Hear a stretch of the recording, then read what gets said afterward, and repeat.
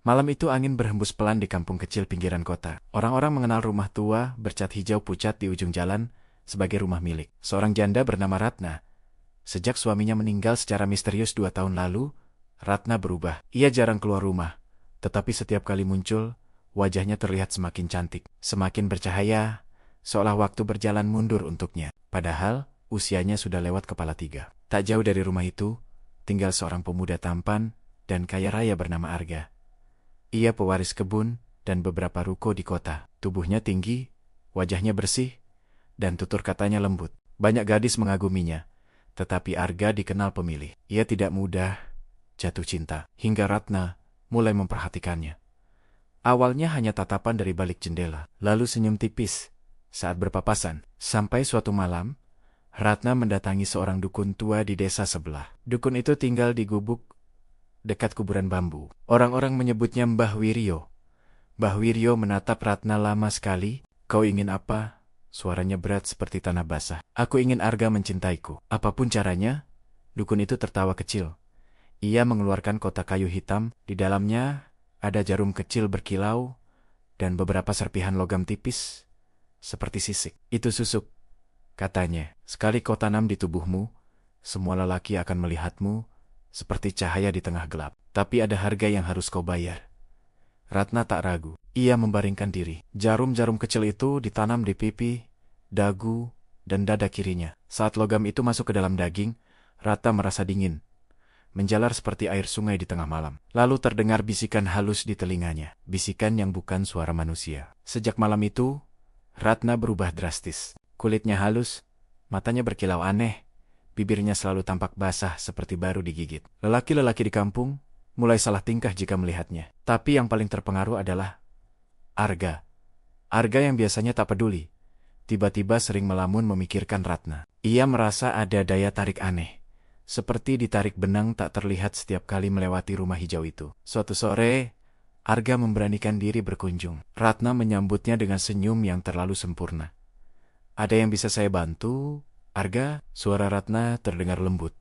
Tapi entah kenapa, Arga merasa ruangan itu sangat dingin. Padahal, jendela tertutup rapat. Di sudut ruangan, ada cermin besar. Bayangan Ratna di cermin tampak sedikit terlambat mengikuti gerak tubuh aslinya. Arga tidak menyadarinya. Hubungan mereka berkembang. Cepat. Terlalu cepat. Dalam hitungan minggu, Arga seperti tak bisa lepas dari Ratna. Ia jarang keluar rumah, jarang bertemu teman. Setiap malam, ia bermimpi hal yang sama. Ia berjalan di ladang gelap, dan di kejauhan, Ratna berdiri membelakanginya.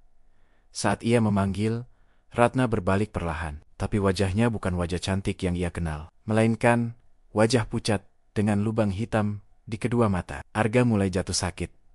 Tubuhnya kurus, wajahnya pucat. Dokter tak menemukan penyakit apapun. Setiap kali Arga melemah, Ratna justru terlihat semakin segar. Pipinya merona, tubuhnya semakin bersinar. Orang-orang mulai berbisik. Suatu malam, Ibu Arga mendatangi Mbah Wiryo.